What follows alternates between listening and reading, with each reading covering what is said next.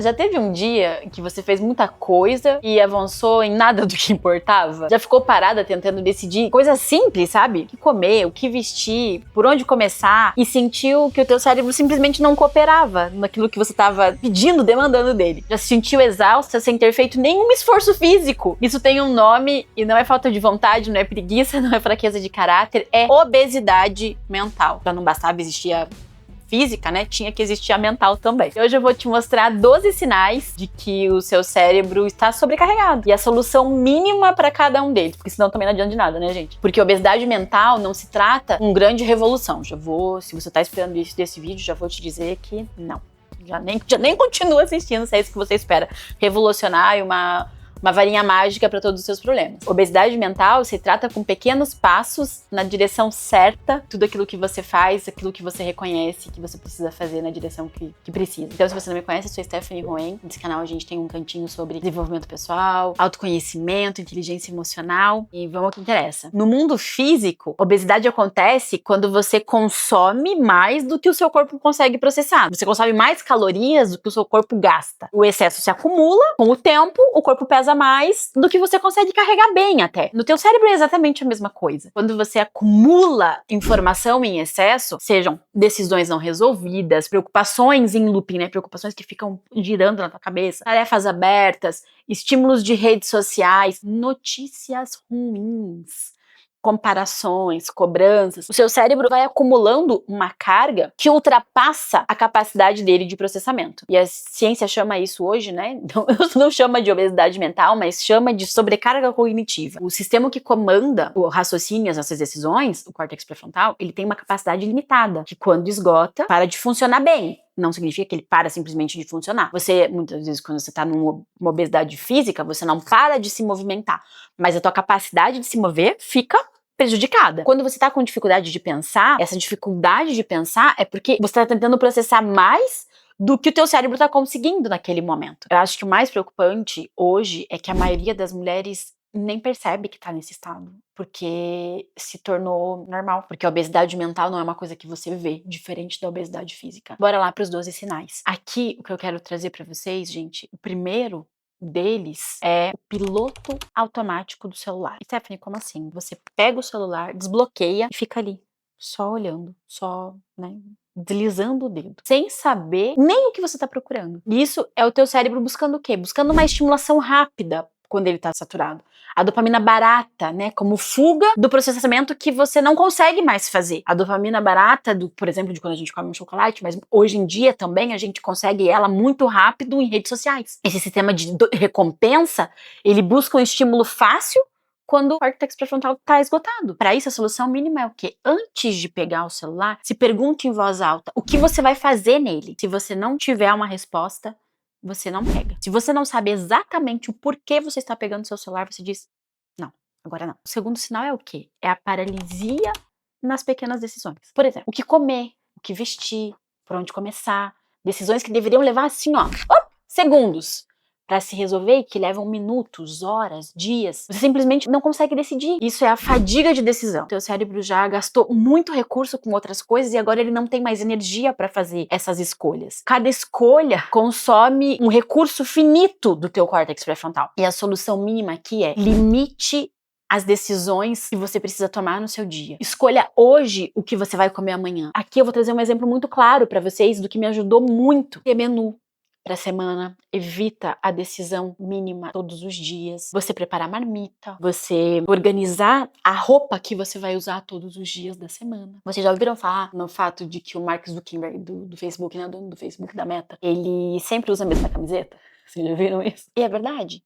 Então, aqui vem disso, vem de limitar a quantidade de escolhas desnecessárias no dia a dia. Quantas coisas a gente pode trazer de uma forma automática para o dia a dia? Você não escova os dentes todos os dias? Isso é uma escolha automática, entende? Então, quais são as outras escolhas automáticas que você pode fazer e trazer pro teu dia a dia? Número 3 é a síndrome das abas abertas. Abre o e-mail, vai pro Instagram, começa uma tarefa, lembra da outra, volta pra primeira. E esse padrão não é falta de foco, é porque o teu cérebro tá sobrecarregado, então ele tá buscando uma saída de fazer fazer uma coisa com profundidade. O teu cérebro, ele não faz múltiplas tarefas. Já vou te dizer, essa história de, mulher faz muitas coisas ao mesmo tempo. É tudo mentira, tá? Isso demanda do nosso cérebro. A solução mínima aqui é, trabalhe com Pomodoro. Você coloca um timer, eu coloco de 30 minutos, mas a técnica mesmo é 25. Você coloca um timer de 25 minutos e naquele momento você tá focada nessa atividade. Não entra outra coisa, a não ser que seja assim, uma coisa, tem alguém morrendo precisando de você. Não entra outra coisa, aquilo dali, aquele momento é pra isso. E gente, aqui eu posso dizer pra vocês que hoje, assim, olha, é a técnica que traz muito mais leveza pro meu dia. Quando eu uso ela várias vezes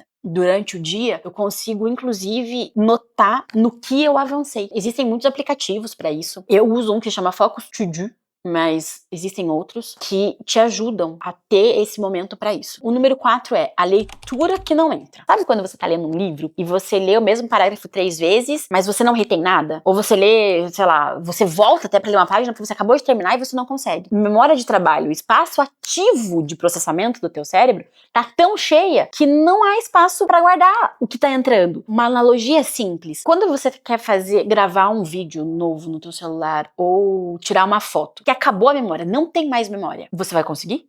Não, porque não tem mais memória. Então existem coisas que o teu cérebro, ele não vai te permitir fazer se você não liberar espaço de processamento. Então aqui, a memória de trabalho, né, existe um artigo científico que diz que a gente tem uma memória de trabalho capacitada limitada de 4 a 7 elementos simultâneos. Quando tá cheia, nada novo entra. A solução mínima pra isso é o quê? Quando você estiver lendo alguma coisa e você vê que não tá entrando mais. Você para de ler, você fecha, você escreve uma frase sobre o tema que você tá lendo e depois você retoma. Não fica ali insistindo, porque isso só vai te desgastar, só vai aumentar o teu cortisol, vai trazer um estresse desnecessário e que no final das contas não vai resolver o problema. O número 5 é o cansaço sem esforço. Como assim, Stephanie? Cansaço sem esforço. Você ficou no celular, foi a uma reunião, respondeu a mensagem e está esgotada, acabada, como se tivesse corrido uma maratona. O trabalho mental, as pessoas falam muito pouco, né, do quanto o trabalho mental exige, consome uma energia de verdade. Não é uma energia do tipo, nossa, parece que... Sim, quando muitas vezes a gente fala, parece que eu tô sem energia, é porque o teu cérebro tá processando tanta informação que ele gasta tanta glicose quanto o esforço físico, entende? O cérebro, ele consome cerca de 20% da energia do corpo em repouso. Então, se ele tá com sobrecarga, o gasto aumenta significativamente. E aqui, pra mim, a solução é trazer o silêncio. Até uma das coisas, né, que eu trouxe pra minha vida agora no desafio de 180 dias do Desafio à Marcha. Você não sabe o que é, vou deixar aqui pra você ver. E esses minutos, gente, às vezes, olha,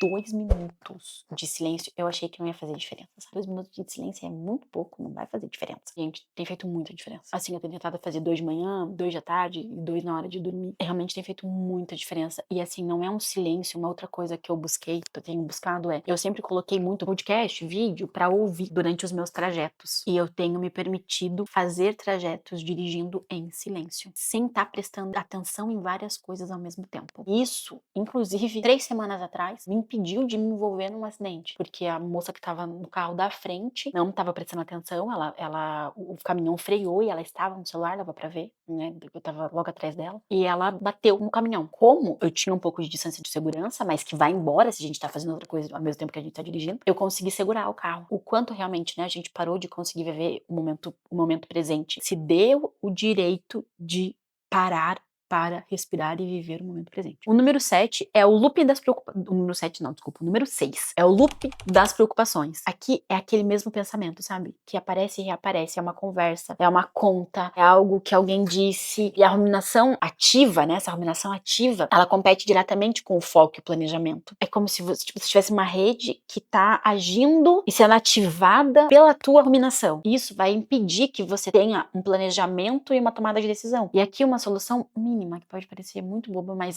escreva uma frase e defina como eu posso resolver isso hoje. Se não pode ser hoje, quando? Mas tire da tua mente e escreva. Seja num bloco de notas, seja num caderno. Eu gosto muito de escrever, então eu coloco muito pra fora. Porque tudo que foi pra fora, foi pra um papel, foi pra uma planilha, foi pra um caderno, foi pra um bloco de notas, você não pode esquecer eles lá depois, né? Mas você tira esse peso da tua carga mental. Esse peso não tá mais só ali no vou depender da minha mente para fazer isso. Não confie só na sua mente pra fazer as coisas. É por isso que pessoas que trabalham com planner, com agenda, uma organização de alinhamento semanal, elas conseguem ter muito mais foco do que quem só depende da própria mente. É por isso que muitas vezes quando a gente depende só da própria mente, a gente cai muitas vezes num limbo do eu tô esquecendo alguma coisa, eu tenho alguma coisa importante pra fazer hoje, mas o que que era? Meu Deus do céu, eu não lembro. Quanta energia você gasta no seu dia com esses 7 sinais que eu tô contando pra vocês? Quanta energia vai embora dos teus projetos porque você tá gastando tempo com isso? E o sinal número 7 é o consumo sem aplicação. Você segue perfil de desenvolvimento pessoal, você salva o post, você faz print, você assiste vídeos e continua no mesmo lugar. Consumir, gente, é uma coisa passiva. Um cérebro congestionado, né? E imagina assim, ó, imagina um trânsito e o teu cérebro são os carros que estão chegando, sabe? E só se acumulando ali, só tá aumentando a fila. Se em algum momento não destravar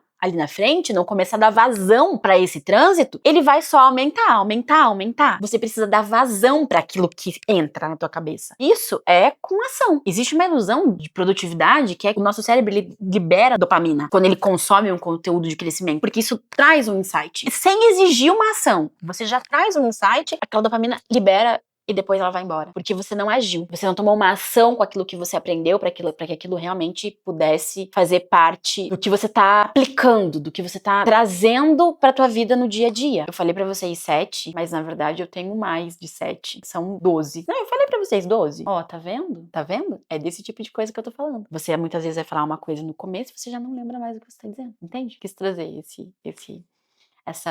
esse exemplo, claro, né? O número 8 é não que não sai. É você aceita o que você não quer. É o não que você não consegue dizer pros outros. Então você concorda com o que você discorda. Quando você faz isso, teu cérebro já tá cansado, já tá exausto, o controle cai. Porque o não, ele exige um esforço consciente. Dizer não também é sobre a maneira que o teu cérebro age. Dizer não também é sobre como você tá reagindo frente às situações. E aqui, dizer não, muitas vezes, ele demanda uma reflexão. Teu cérebro não tá pronto pra tomar. Porque ele tá numa fadiga, né, cognitiva muito grande. Então a solução mínima é o quê? Sempre, qualquer pedido que te façam, você pausa 5 segundos. Não tô falando 5 minutos, 5 segundos. E você se pergunta se a tua resposta é realmente um sim ou se você queria muito mais dizer que não. Número 9 é a sensação de estar sempre atrás. A sensação constante de que você tem algo por fazer, de que nunca tá em dia, de que tá sempre atrasado, de que todo mundo avança menos você. Isso é um custo emocional de manter tantas tarefas abertas no processamento mental. É como você ter 200 abas abertas no computador. Você já tentou deixar várias abas abertas no teu computador e depois você olha e fala assim, nossa, mas ele tá meio lento. Sim, porque você tá usando muita carga de processamento. Nosso cérebro é a mesma coisa, não muda. É exatamente a mesma coisa. A solução aqui é o quê? Você pega uma tarefa e você define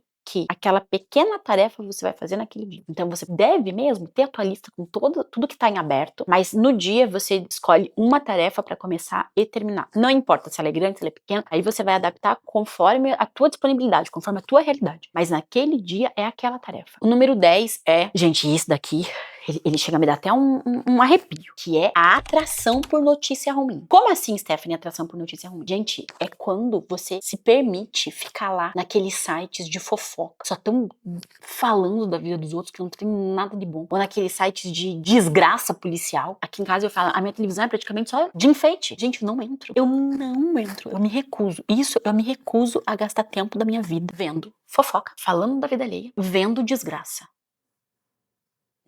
Não dá. Mesmo quando você se diz, Stephanie, é pra se manter informada. O que vai adiantar você se manter informada? Vai mudar alguma coisa na tua vida? Vai mudar na vida lá da pessoa você se manter informada? A nossa amígdala, ela tem atração natural por ameaça. Conteúdo negativo, ele ativa esse sistema e um cérebro que já tá sobrecarregado, ele vai ficar ainda mais em alerta e daí ele vai acumular, assim, ó, um ciclo ainda maior. Ele vai aumentar a carga em cima do que já tá pesado. O que é a solução? Defina um tempo, se você quer... Eu te diria de nunca ver. Mas se você ainda tem dificuldade, ainda segue lá não sei quem pra poder ver o que aconteceu com a famosa não sei das quantas que nem sabe que a gente existe, defina tempo. E defina a quantidade também. Sei lá, escolhe uma pessoa só então que fala desse tipo de assunto e segue só essa pessoa e pronto, acabou. Mas não fica num conteúdo, num consumo infinito desse tipo de conteúdo, porque vai dar ruim. Seu cérebro só vai ficar pior, mais cansado e mais sobrecarregado. É a mesma coisa do que quando a gente tá obeso e tá comendo mais chocolate, entendeu? Então não vai dar boa. Número 11 é o descanso que não descansa. Você você para, mas a sua cabeça não para. Você senta no sofá e já tá pensando no que precisa fazer. Isso significa que o teu cérebro não consegue mais acessar o estado de recuperação de verdade. Você não recupera. E sem recuperação, a sobrecarga só aumenta. Porque se você descansa e você dorme uma noite inteira, mas que no final da noite, no final do teu tempo de descanso, no final das contas você não dormiu nada e você tá cansado igual, o cérebro não recuperou nada. O cérebro com sobrecarga crônica, ele entra assim, ó, no modo de segurança infinito. O teu corpo começa a liberar mais cortisol, porque ele precisa de tirar a energia de algum lugar. Então assim, gente, olha, isso já aconteceu muito comigo. E aqui, eu vou trazer de novo a questão da respiração.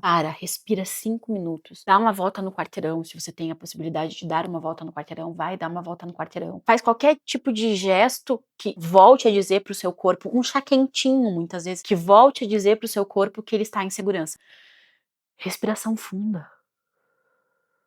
Isso daqui é ouro para um cérebro que está sobrecarregado. E o número 12 é o movimento sem destino. Você trabalhou o dia inteiro, você fez muita coisa, mas nada do que você fez importava realmente de verdade para aquilo que você quer. Você só esteve ocupada. Eu tenho um vídeo aqui no canal sobre isso, vou deixar aqui pra vocês. Sobre a diferença de estar ocupada e estar produtiva. Você confunde o movimento com o progresso, né? E é, assim, a marca mais clara de obesidade mental. Você acha que você tá ocupada, você tá progredindo. E não. O cérebro sobrecarregado, ele prioriza tarefas fáceis e urgentes que geram a sensação de progresso em detrimento de importantes, que exigem mais recurso cognitivo. Então, a solução mínima aqui é sempre você ter definido já realmente quais são as tuas prioridades do dia. Você definiu 2 prioridades pro dia, aquelas 2 são prioridades e passam na frente de todo o resto. Não existe outra coisa mais importante do que isso. Eu passei por isso por muitos anos, né? Eu não dormia bem, estava sempre cansada, sempre sobrecarregada. Ainda tô num processo de lidar com tudo isso na minha vida, até quando eu entendi que eu estava com o meu cérebro obeso. Se algum desses sinais acontece na tua vida, se algum desses sinais você vive hoje, ou se vários deles, né? Me deixa aqui qual foi pra você que te trouxe um insight maior. Eu vou amar saber que esse cantinho aqui realmente seja um cantinho onde a gente pode se desenvolver juntas, onde a gente consegue entender realmente o porquê dos nossos comportamentos e parar simplesmente de agir no automático e sair dessa obesidade mental que hoje as pessoas falam muito da obesidade física. Eu tenho certeza que a obesidade mental ela é tão grave quanto. Se você ficou até aqui comigo até agora, deixa o seu like no vídeo se você gostou, se esse conteúdo fez sentido pra você, e a gente se vê no próximo vídeo. Um beijo no seu coração cheio de carinho.